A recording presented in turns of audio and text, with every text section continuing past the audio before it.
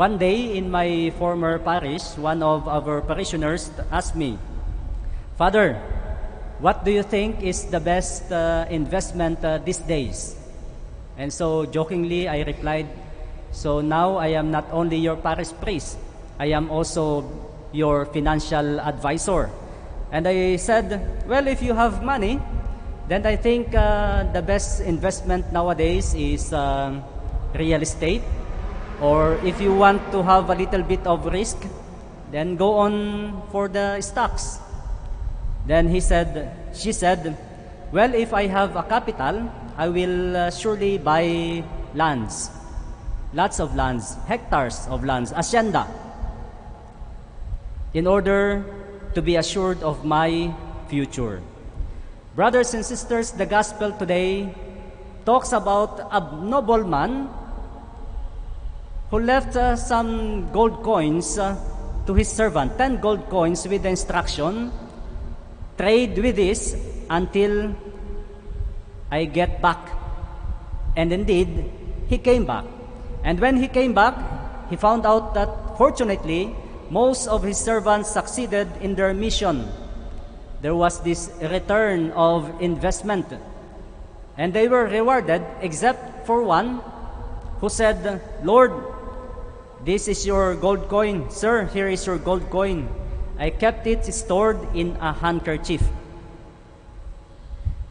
What can we learn from this parable? First, though a parable, the meaning is clear to the listeners of Jesus Christ during his time. And that is, Christ is the King, and the 10 gold coins represent the Christian faith and the gospel, the most prized possession that he gave his disciples, hoping that they would not trade, but they would make it grow. And this is the faith that we inherited also from the apostles, a faith that should not be concealed or buried, a faith that must be shared or risk losing everything, just like the servant in the gospel today, in the parable. This faith must affect our entire life, not just preserve and keep the faith, but share the faith. My dear brothers and sisters, this faith will not only grow inside our church. It will not only grow inside the confines of our devotions, but it will grow and prosper, this faith, until if we learn to love the unlovable, to go an extra mile in helping our brothers and sisters, especially those who are in need, especially now during this time of calamities. Although it is very risky, especially the opening of our hearts to the sacred stories of the people, in speaking against those who attack human values and human lives, it is very risky, especially nowadays. People can easily bash you. People can easily criticize you and post in the internet the things that you are saying against them, and unknown people can literally bash you in the internet. But this faith must be shared. In order for the faith to grow, we must take risk. We cannot just wait for the second coming while waiting, while sitting, without doing anything, which leads us to the second point of the parable. And that is, at the end, those who risk their lives will be greatly rewarded. Jesus said, "I tell you, to everyone who has, more will be given. But from the one who has not, even what he has will be taken away." We have to take that risk because, as Jesus said in the Beatitudes, "Blessed are you when they utter all kinds of evil against you falsely because of me. Rejoice and be glad, for your reward is great in heaven."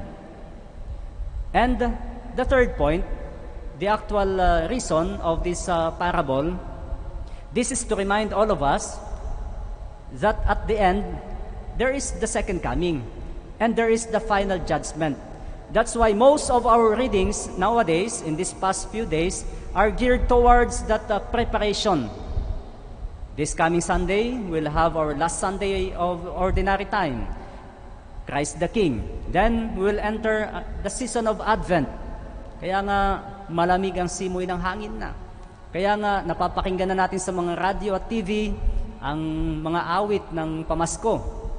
Because we are now preparing for the birth of our Lord Jesus Christ. And that is the point of the gospel, that there is always, for all of us, there is a second coming. Kung kailan at kung saan, yun ang hindi natin alam.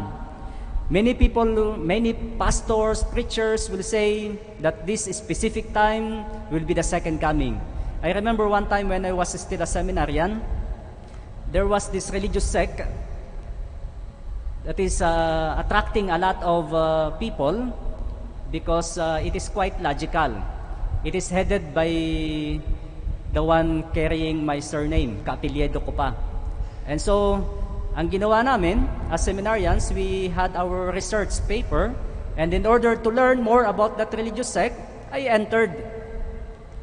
participated in their catechism class.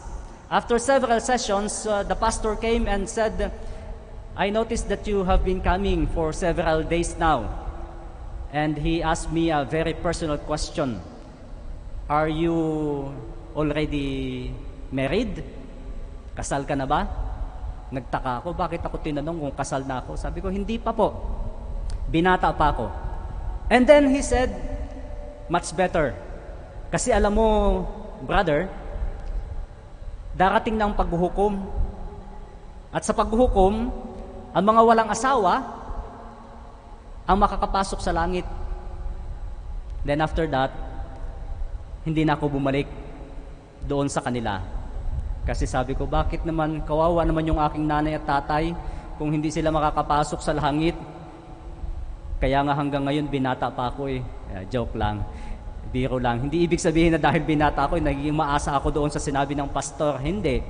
But nobody knows the actual time, the exact hour, and the date. But this parable reminds all of us always to be ready for that second coming. My dear brothers and sisters, we can invest our money, our hard-earned money, in stocks, real estate, insurance, etc., in order to have a secure future.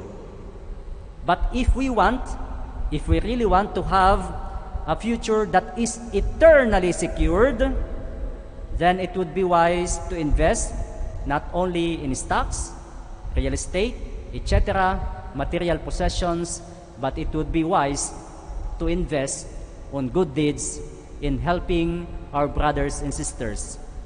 And at the end, one day, we hope to hear the Lord telling us, well done, good servant. You have been faithful in this very small matter. Come and enter my paradise. Let us all stand.